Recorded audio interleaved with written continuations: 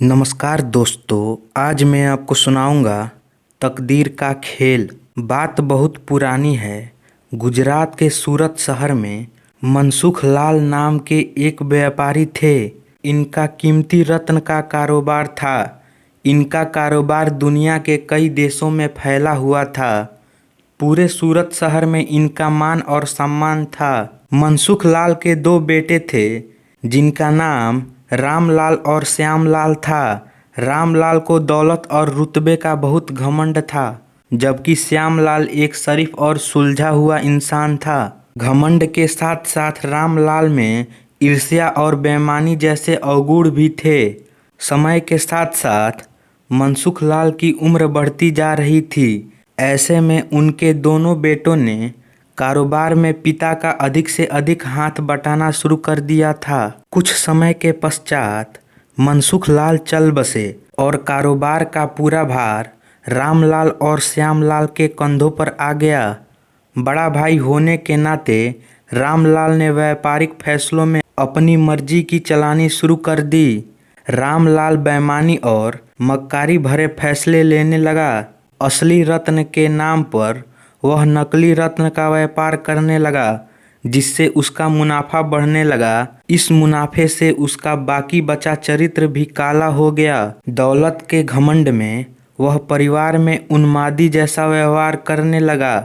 दूसरी तरफ शरीफ और सुलझे हुए श्यामलाल को शुरू में रामलाल की बेईमानी का इल्म तो नहीं हुआ, परंतु जब उसने उसके व्यवहार में परिवर्तन देखा तो पूरे माजरे को समझने में उसे ज्यादा देर नहीं लगी। रामलाल की करतूतों से श्यामलाल को बड़ा दुख हुआ। उसने रामलाल को समझाने और सही रास्ते पर लाने की कोशिश भी की, परंतु वह नाकाम रहा। उल्टे रामलाल श्यामलाल से खफा हो गया और व्यापार में बंटवारे का बहाना ढूंढने लगा। बंटवारे में भी उसने बेईमानी की साजिश रची, घर में कलह का माहौल पैदा किया। अंततः रामलाल अपनी साजिश में सफल रहा और श्यामलाल के हिस्से के व्यापार पर भी वह कब्जा कर बैठा। रामलाल के व्यवहार से दुखी होकर श्यामलाल ने शहर में दूसरी जगह अपना ठिकाना बनाया और रत्न के अपने व्यापार को नए सिरे से शुरू किया।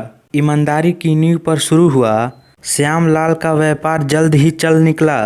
एक तरफ जहां श्यामलाल की ख्याति देश और विदेश में बढ़ने लगी, वहीं दूसरी तरफ रामलाल की करतूतों की पोल खुलने लगी थी। नकली रत्न के व्यापार के कारण रत्न बाजार में रामलाल की साख को जोरदार धक्का लगा और उसके व्यापार का दायरा सिमटने लगा। अंततः नौबत यहाँ तक आ गई कि बाहर क्या अपने शहर का भी रामलाल का नाम लेने से भी तौबा करने लगा। अब तो नौबत यहाँ तक आ गई कि रामलाल को धन के अभाव में अपना घर, दुकान, सामान तक बेचना पड़ रहा था। जल्दी ही रामलाल के हाथ से सब कुछ निकल गया और वह परिवार सहित सड़क पर आ गया। अब रामलाल को अपने किए पर पछतावा हो रहा था, परंतु उसकी तकदीर ने जो खेल खेल दिया था उससे आसानी से पीछे आना उसके लिए संभव नहीं था। दूसरी तरफ श्यामलाल की तकदीर का खेल था, जिसकी बदौलत वह रंग से राजा बन गया था। जब रामलाल की बदहाली की खबर श्यामलाल को लगी तो उसे बड़ा दुख हुआ।